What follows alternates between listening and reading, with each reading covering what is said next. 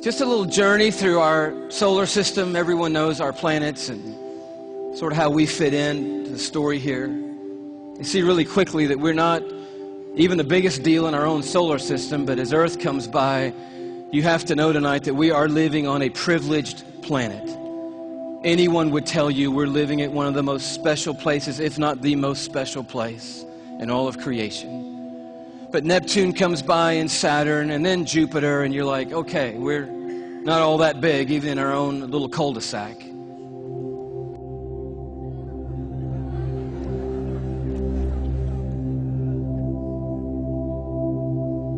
I just noticed the blue dot fading away is not the Earth. That's Neptune. The Earth has gotten too small to see anymore.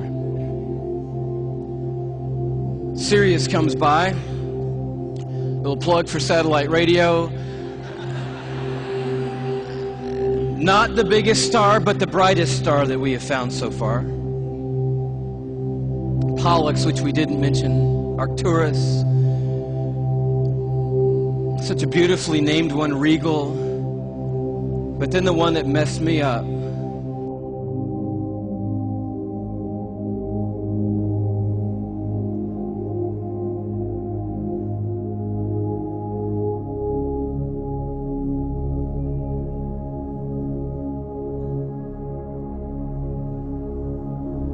Our third star, Musifi. Musifi's cousin, W Cephei.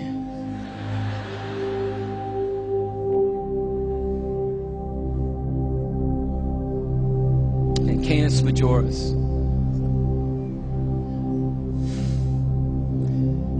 And do you know that you couldn't come up here right now with a Sharpie and make a mark on the screen that would approximate the size of our sun? You couldn't even do it. I mean, when you look at these in their relative size, we just have to put a little arrow over there that says, if you could put the sun on here, which you can't, it would go somewhere about here.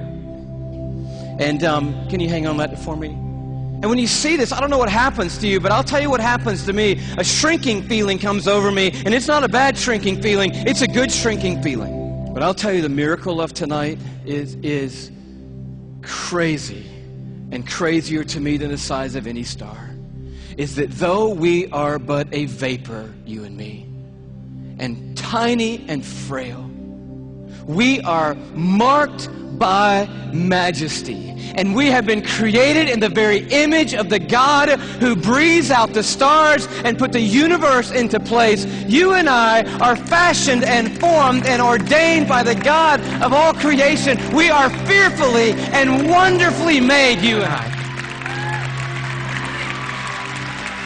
You are somebody incredibly special.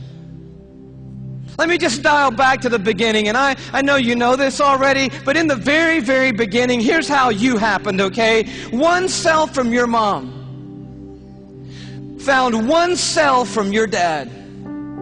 Now, there's more involved in that than that, but that's enough for us right now.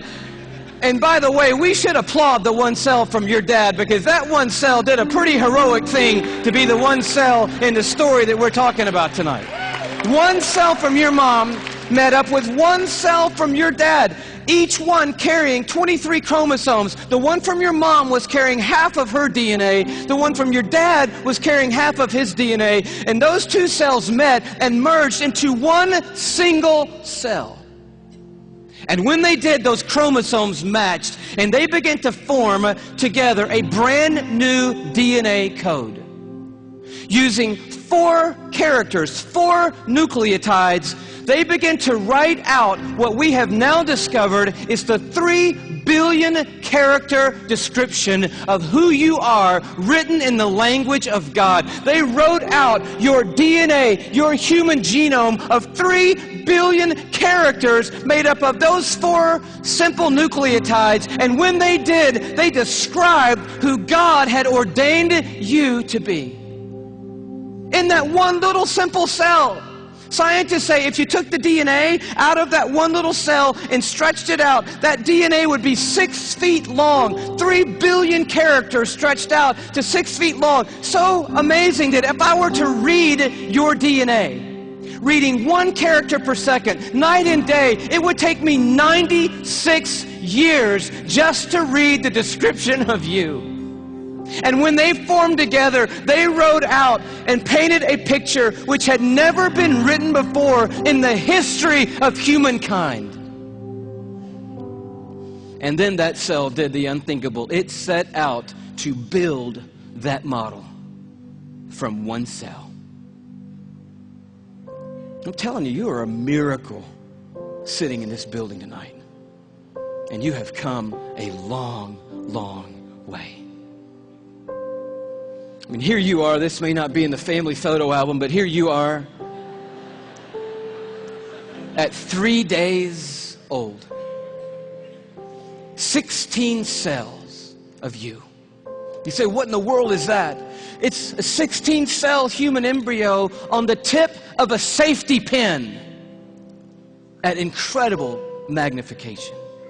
So by now, that one cell had turned into 16 cells on its way to making the 75 trillion cells that make up your body tonight. Every one of those 75 trillion cells containing that 6 feet of the 3 billion character DNA code that's you. There's so much DNA in your body, by the way. If you stretched it all end to end, there'd be enough DNA to go to the moon and back inside your body. 178,000 times. That's how amazing God has made you to be. 75 trillion cells in your body. And when I told you that, 50,000 of those cells died and were replaced by brand new cells when I told you that. And then just now, 50,000 more cells died and were replaced by brand new cells. It's happening every 3 seconds, day and night, all the days of your existence. And you wonder why you're tired all the time. I'll tell you, you're doing some amazing stuff night and day. We're miracles, you and me. I love the way Augustine said it, one of the great fathers of the church and of the faith. He just nailed it when he said it like this. Men go abroad to wonder at the height of mountains, the huge waves of the sea, the long course of rivers, the vast compass of the ocean, the circular motion of the stars. But they pass by themselves, and they don't even notice. In the womb, miracles happening every moment. Here you are at 5 months in the womb. You remember those days? Those were the good old days. And just miracles happening every second. Let me tell you about one. Million optic nerve endings left the optic nerve center of your brain in the womb, headed for 1 million optic nerves that had left your eye. And they had to meet and match their exact partner, 1 million looking for 1 million. And when they found their exact partner out of 1 million and matched up together, in that instant you had sight. And anyone would tell you that to this moment, the most technologically advanced thing on planet Earth is your eye. Oh, but it didn't do you any good, because when that moment happened, you just had one piece of skin completely covering your eyeball. But as I read in one textbook, miraculously and mysteriously at about the 6th month, a little cutting device appeared, and it cut perfectly that piece of skin. And you had eyelids for the very first time in your mother's womb.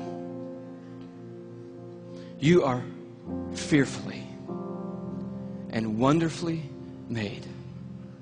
And the God of the heavens is the one who fashioned you together. And He knows your name tonight. And He knows every single thing there is to know about you. And He's made you a promise that for those who trust in Him, He will literally hold them in His hand and carry them all the days of their life.